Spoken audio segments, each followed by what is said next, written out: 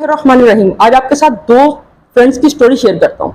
Story का जो theme है वो ये है कि राइट टाइम राइट डिसीजन वाली बात है। दो दोस्त होते हैं, दोनों एक साथ बचपन से पढ़ते चले आ रहे हैं, दोनों ने इंटर पास किया। एक दोस्त कहता है कि मैंने आगे ग्रेजुएशन में दाखिला लेना है, और दूसरा दोस्त सोचता है कि मैंने ग्रेजुएशन में दाखिला तो ले लूंगा, इतने पैसे तो मेरे पेरेंट्स मुझे दे देंगे, लेकिन आगे मैं एजुकेशन कंटिन्यू नहीं कर पाऊंगा।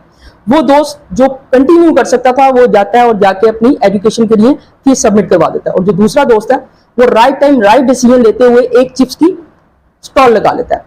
वहां से उसकी ग्रेजुएशन कंप्लीट होती है, यहाँ से इसका चिप्स का जो स्टॉल है वो बढ़कर एक दुकान में शिफ्ट हो जाता है। वहां से वो मास्टर कंप्लीट करता है, ये यहाँ से एक बड़े सुपर डुपर किस्म के जो है ना फास्ट फूड का मालिक बन जाता है। तो दोनों का राइट टाइम राइट डिसीजन था।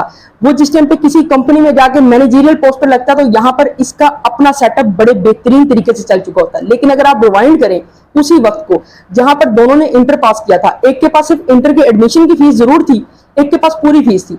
अगर वो फीस दे भी देता तो एंड उसके पास रिजल्ट कुछ ना होता। और अगर वो उस टाइम जो उसने डिसीजन लिया, उसने सोचा कि मैं इस सारे पैसे को इस तरह रोटेट कर दूं और अपने बिजनेस की तरफ आ दूं, तो उसने क्या किया, राइट टाइम राइट डिसीजन लिया। वो अपनी फील्ड में आगे बढ़ता चला गया क्योंकि उसका राइट डिसीजन था कि वो एजुकेशन की तरफ जाए, और इसका राइट डिसीजन ये था कि ये अपना कुछ कर ले उस पैसे से और उसको इन्हांस करता चला गया। तो ये बड़ी जरूरी बात है कि right time right decision right place पर करना, ये सीखें।